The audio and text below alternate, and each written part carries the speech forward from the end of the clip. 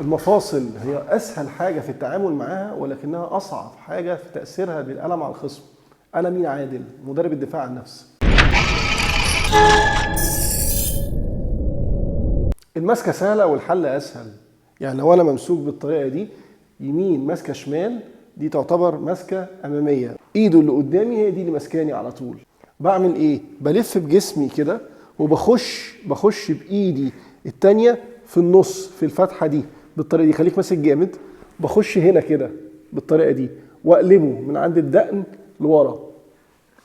حد هيقول لي طب هو مش هيسلم معاك بسهوله، هينشف قصادك مش هيقع. هقول لك ما هو انا بحمل على ايده دي، بحمل على ايده دي. يعني لو ما وقعش يبقى الماسكه دي هتفك، يبقى انا ضمنت يا فكيت الماسكه يا جبته على الارض لو ما زال هو ماسك. تمام. تاني اهو، 1 2 3. حد يجي يسالني يقول لي طب ما هو ممكن يكون ناشف قصادك، انت مش هتعرف تلف في ايده. نشف ايدك جامد كده. انا هنا كده مش هعرف الف في ايدي، والنقطه دي كنا ذكرناها في فيديوهات كتير قبل كده. لو انا بقاوم بايدي قصاد ايده انشف جامد جامد قوي قوي قوي. طب لو انا عملت كده لفيت بايه؟ لفيت بباور جسمي، بباور جسمي قصاد باور ايده. لازم انا اللي هكسب، لازم انا اللي هكسب. ليه؟ لان انا حملت كده على حاجه اقوى من قوه ايده. مهما كانت ايده عصب وقويه، بس انا مش بقاوم بايدي بس، لا انا بقاوم بجسمي جايه من باور الويست.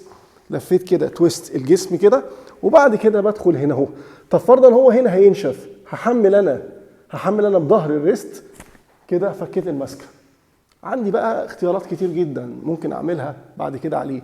ليه؟ لان هو كده جسمه مفتوح بالنسبه لي، وانا جسمي بعيد عنه ان هو يوصل ضربه من ايده الثانيه بالشكل ده. مين الاقرب؟ اكيد انا، وشه هو الاقرب لي.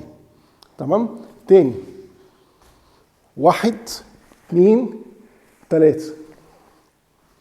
اسرع، 1 2 3، او 1 2 3. نعرف نعملها؟ يلا بينا. تمام. يلا ها تاني ها. طيب لو نشف قصادك خش كده تاني. لو نشف هتلف بايه؟ بجسمك. برافو عليك. وبعد كده تخش هنا كده وتنزل كده.